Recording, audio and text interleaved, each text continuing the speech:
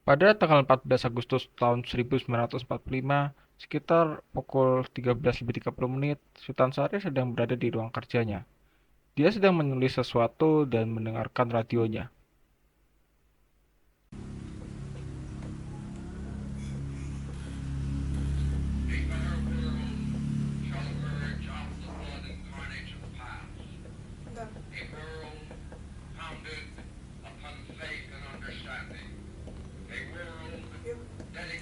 Apa benar yang aku dengar barusan?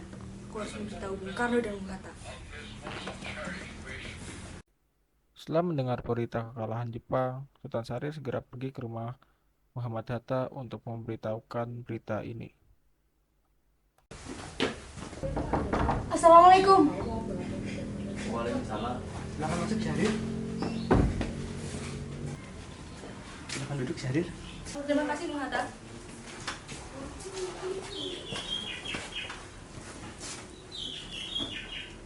Bagaimana soal kemerdekaan kita, Bung? Bukankah soal kemerdekaan sudah diserahkan kepada PPKI? Tapi menurut saya, bukankah lebih baik kemerdekaan dilaksanakan tanpa melalui PPKI? Apa maksud Bung Syahrir berkata seperti itu?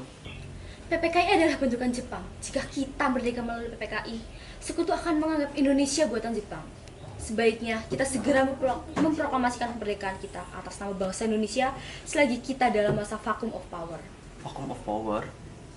Saya mendengar dari radio bahwa Jepang telah menyerah pada sekutu. Itu artinya Indonesia sedang berada dalam kekosongan kekuasaan. Jadi, ini adalah kesempatan yang baik untuk kita memproklamasikan kemerdekaan sebelum sekutu datang. Saya setuju. Tapi apakah Bung Karno sependapat dengan kita? Bagaimana kalau kita hubungi Bung Karno terlebih dahulu? Ide yang bagus.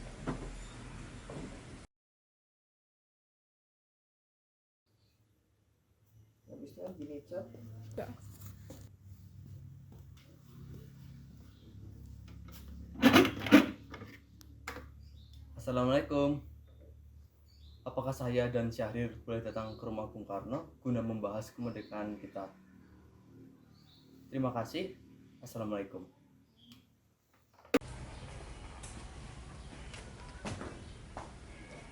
Mari kita berangkat. Mari.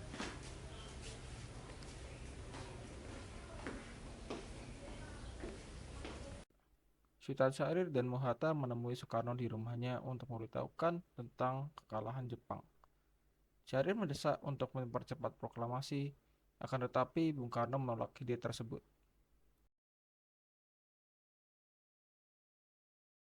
Assalamualaikum. Waalaikumsalam. Ada perlu apa? Kami mencari Bung Karno. Apakah beliau ada di rumah? Oh, boleh, silahkan masuk. Mari. Terima kasih. Terima kasih.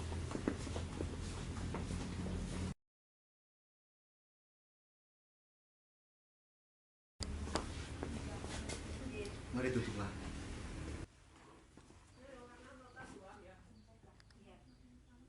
Mengapa kalian datang kemari? Ada masalah apa? Ada berita penting yang ingin Syahrir sampaikan. Berita apakah itu Syahrir? Saya dengar Jepang telah menyerah pada sekutu. Bagaimana jika kesempatan ini kita gunakan untuk memproklamasikan kemerdekaan agar Indonesia memiliki kepemimpinan baru? Saya tidak berhak bertindak sendiri. Semua itu hak PPKI. Alangkah janggal bila saya mengucapkan kemerdekaan tanpa melalui PPKI yang saya ketuai. Tapi Bung, Maafkan saya Syahrir, tapi memang kita tidak boleh gegabah.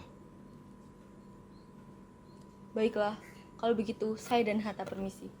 Mari. Mari. 15 Agustus 1945, tepatnya pada pukul 10 malam di rumah Bung Karno. Berkumpullah para anggota golongan muda yang dipimpin oleh Wikana, Soekarni, Darwis, dan Khairul Saleh. Mereka mendesak Bung Karno untuk segera memproklamasikan kemerdekaan Indonesia. Ayo Bung, malam ini juga kibarkan revolusi.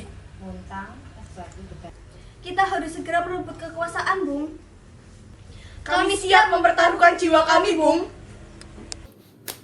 Jika Bung Karno tidak bertindak cepat, maka akan ada pertumpahan darah dan pembunuhan besar-besaran esok hari.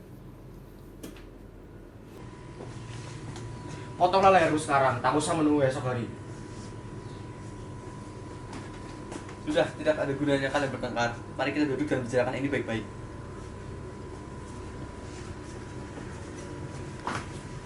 Wikana, kita tidak boleh gegabah. Lalu, mengapa Anda tidak melakukannya sendiri? Mengapa minta Karno melakukannya? Saya hanya mengingatkan, Bung, jika kemerdekaan Indonesia tidak dilakukan malam ini, besok rakyat akan membunuh orang-orang yang dicurigai sebagai pro-Belanda seperti orang-orang Ambon. Wikana benar, Bung. Lagi pula mengapa kita harus menunggu Jepang memerdekakan kita jika kita bisa mewujudkan kemerdekaan kita sendiri? Kekuatan kita tidak sebanding dengan kekuatan musuh seperti Jepang dan sekutu. Kita tidak akan dapat bertahan sendiri setelah merdeka tanpa bantuan mereka. Saya yakin kita bisa, Bung. Kita bisa. Benar, Bung. Mari kita segera laksanakan proklamasi. Benar, Bung. Cepatlah. Malam ini, Bung. Malam ini. Tenang, tenang. Ini sudah malam. Tak baik Anda semua membuat keributan seperti ini. Saya mengerti bagaimana perasaan saudara, tapi saya tidak dapat mengabulkan permintaan saudara karena saya takut akan banyak korban jiwa.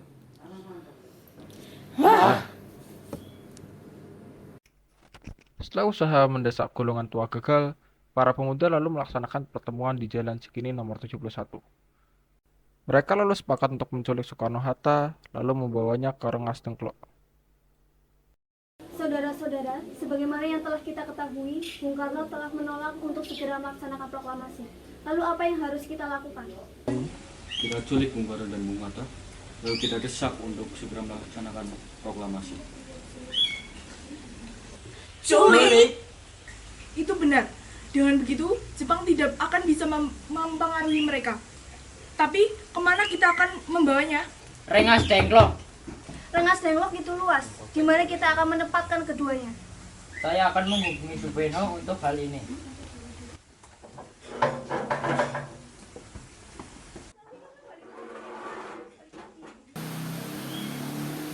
Assalamualaikum. Waalaikumsalam. Ada apa, Darwis? Kami akan menculik Bung Karno dan Bung Hatta untuk mendesak mereka agar segera melaksanakan proklamasi. Apa? Menculik mereka?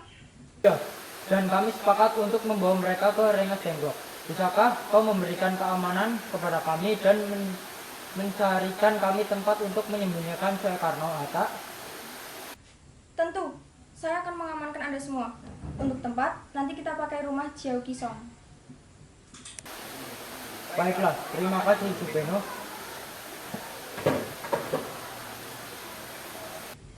Sama-sama.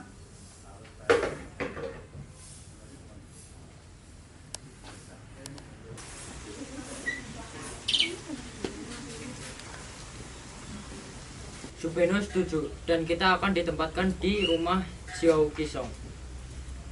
Kapan kita akan menculik Bung Karno dan Bung Hatta? Secepatnya.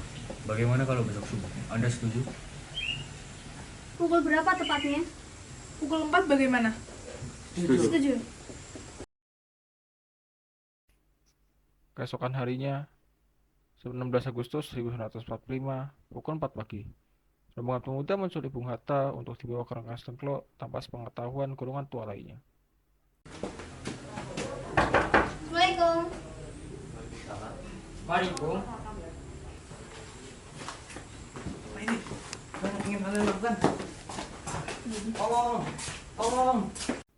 Tak hanya itu, rombongan pemuda juga menculik Soekarno di kediamannya.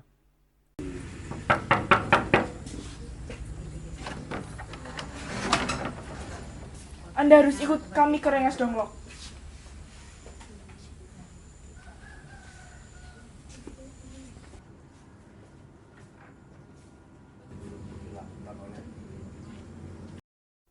Rombongan pemuda yang membawa Soekarno-Hatta pun akhirnya tiba di Rengas Dengklok.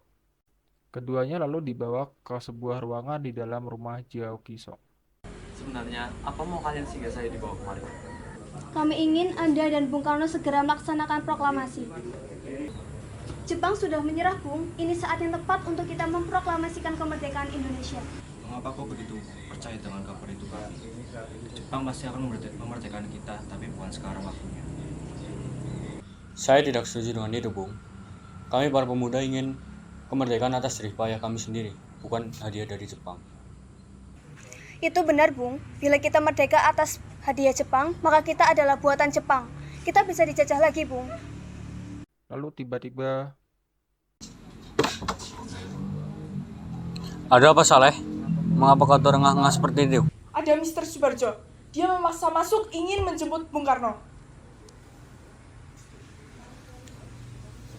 Rapat PPKI batal. Selain itu, saya ingin menyampaikan bahwa Jepang telah menyerah bersekutu. Singkat cerita, setelah Mr. Subarjo memberitahukan kabar tentang kekalahan Jepang pada sekutu, akhirnya Soekarno pun menyetujui untuk mempercepat pelaksanaan proklamasi. Jadi berita itu benar adanya. Baiklah, saya akan menuruti permintaan kalian. Dini hari pada tanggal 17 Agustus 1945, setelah sampai di rumah Laksamana Maeda yang terletak di Jalan Imam Bonjol nomor 1, Bung Karno pun pergi menemui Nishimura agar merubah status dan keadaan di Indonesia. Namun, Nishimura tidak mau, sehingga Bung Karno pun harus kembali ke rumah Laksamana Maeda. Silahkan Bung Karno, kalian bisa pakai ruangan ini. Dan saya akan jamin untuk keamanannya.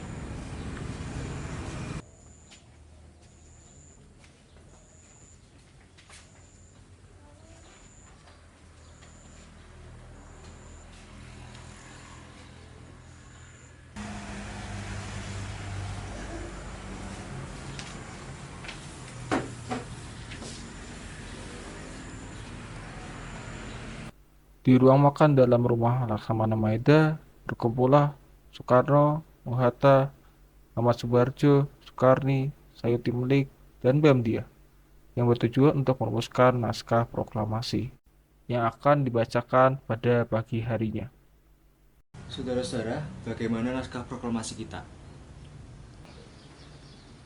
Proklamasi. Lalu, para anggota perumusan naskah tersebut pun masing-masing mengemukakan idenya. Setelah itu, ide tersebut pun akan dirumuskan ulang menjadi teks naskah proklamasi oleh Soekarno.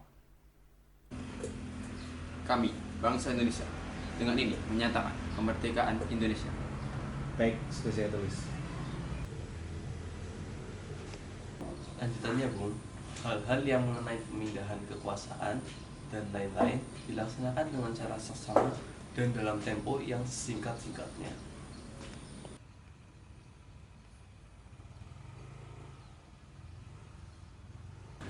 Jakarta, 17 Agustus 05. Wakil Bangsa Indonesia.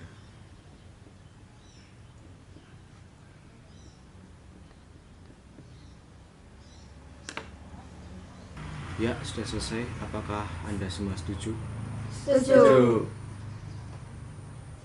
Lalu, siapa yang akan menandatangani naskah ini?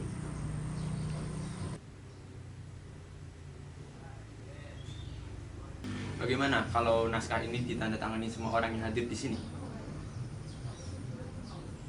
Saya rasa jangan terlalu banyak. Menurut saya, lebih baik Bung Karno dan Bung Hatta yang menandatanganinya atas nama bangsa Indonesia. Setuju. Sayuti, tolong ketikkan naskah ini. Siap, Bung.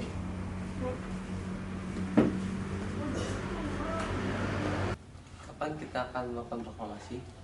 Menurut saya tanggal 17 adalah tanggal yang baik. Sebagaimana Al-Quran diturunkan tanggal 17. Selain itu dalam sehari semalam orang Islam sholat sebanyak 17 rakaat. Jadi bagaimana kalau hari ini Jumat tanggal 17 Agustus? Setuju, Bung. Lebih cepat lebih baik. Pukul berapa kita akan melaksanakannya?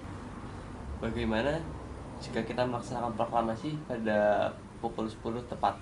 Setuju. Saya akan menyuruh Fatmawati untuk menjahit bendera merah putih. Siapkan tiangnya. Tolong perbanyak naskah ini dan sebarkan ke seluruh Indonesia. Siap.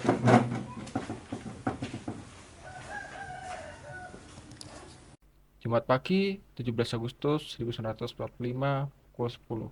Semua orang telah berkumpul di halaman depan rumah Soekarno, di Jalan Pegangsaan Timur nomor 56, Jakarta Pusat. untuk mendengarkan pelaksanaan proklamasi. Bung Karno pun keluar ke serambi depan rumahnya. Bung Karno mendekati mikrofon sebelum akhirnya membacakan proklamasi dan mengucapkan pidato pendahuluan.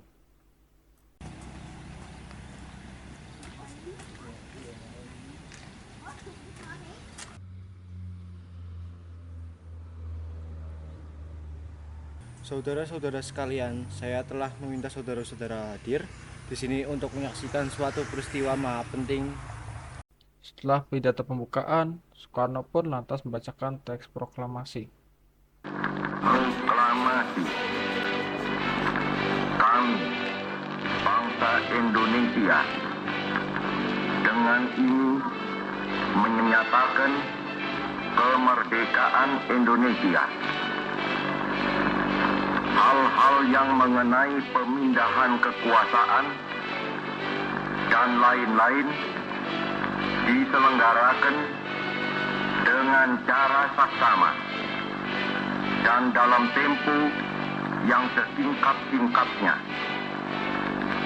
Jakarta, 17 Agustus 1945, atas nama bangsa Indonesia, Soekarno, Hatta.